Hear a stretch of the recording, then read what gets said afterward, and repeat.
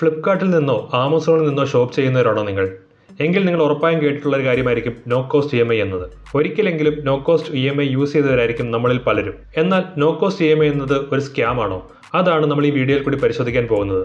2013 RBI ഇറക്കിയ circular പ്രകാരം no cost EMI എന്നൊരു സ്കീം ഇല്ലാന്നും ബാങ്ക്സ് ഇൻഡയറക്റ്റായി ഇൻട്രസ്റ്റ് കസ്റ്റമേഴ്സിന് പാസ് ഓൺ ചെയ്യുന്നുവെന്നും കണ്ടുപിടിച്ചിട്ടുണ്ട്.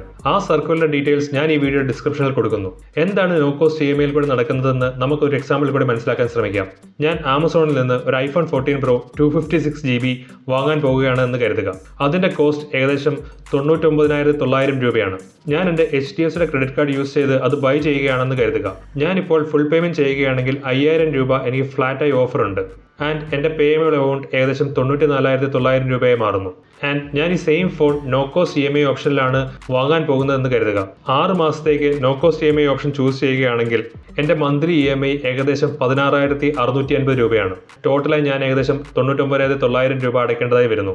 ഈ നോ കോസ്റ്റ് EMIയുടെ പ്രോസസ്സിംഗ് ചാർജായി 199 രൂപ ബാങ്ക് ചാർജ് ചെയ്യുന്നുണ്ട്. ഞാൻ നോ കോസ്റ്റ് EMI ഓപ്ഷനായി മുന്നോട്ട് പോവുകയാണെങ്കിൽ ഞാൻ ഇൻട്രസ്റ്റ് ആയി അടയ്ക്കേണ്ട 4,500 രൂപ അവരെനിക്ക് ഇപ്പോൾ ഡിസ്കൗണ്ടായി തരികയും ഞാനത് ക്രെഡിറ്റ് കാർഡിന്റെ ബില്ലിന്റെ കൂട്ടത്തിൽ 6 മാസത്തിനുള്ളിൽ അടച്ചു തീർക്കുകയുമാണ് ചെയ്യുന്നത്. ഈ ഇൻട്രസ്റ്റ് എമൗണ്ടിന് അഗൈൻസ്റ്റ് 18% GST ആയ 135 രൂപ ഓരോ മാസത്തിന്റെ ബില്ലിന്റെ കൂടെ അടയ്ക്കുകയും 6 മാസത്തിൽ ഇത് 810 രൂപയാകുകയും ചെയ്യുന്നു. സോ ക്യാപിറ്റലും ഇൻട്രസ്റ്റും പ്രോസസിംഗ് ഫീയും ടാക്സും എല്ലാം കൂടെ കൂടി ഏകദേശം 1,09,009 രൂപയാണ് എന്റെ net payable amount. In case ഞാൻ ഫുൾ ക്യാഷ് കൊടുത്ത് വാങ്ങുമായിരുന്നെങ്കിൽ ഏകദേശം 94,900 രൂപയായിരുന്നു എന്റെ നെറ്റ് പേയബിൾ. ഡിഫറൻസ് ഏകദേശം 6,009 രൂപയാണ്.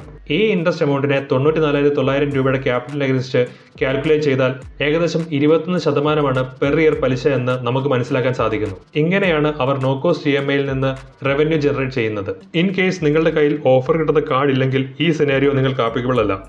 അതുപോലെ തന്നെ iPhone 13 കേസ് എടുക്കുകയാണെങ്കിൽ ഈ ഓഫേഴ്സ് ഒന്നുമില്ലാത്തതുകൊണ്ട് തന്നെ നോ കോസ്റ്റ് EMI ഒരു നല്ല ഓപ്ഷനായി മാറുന്നു.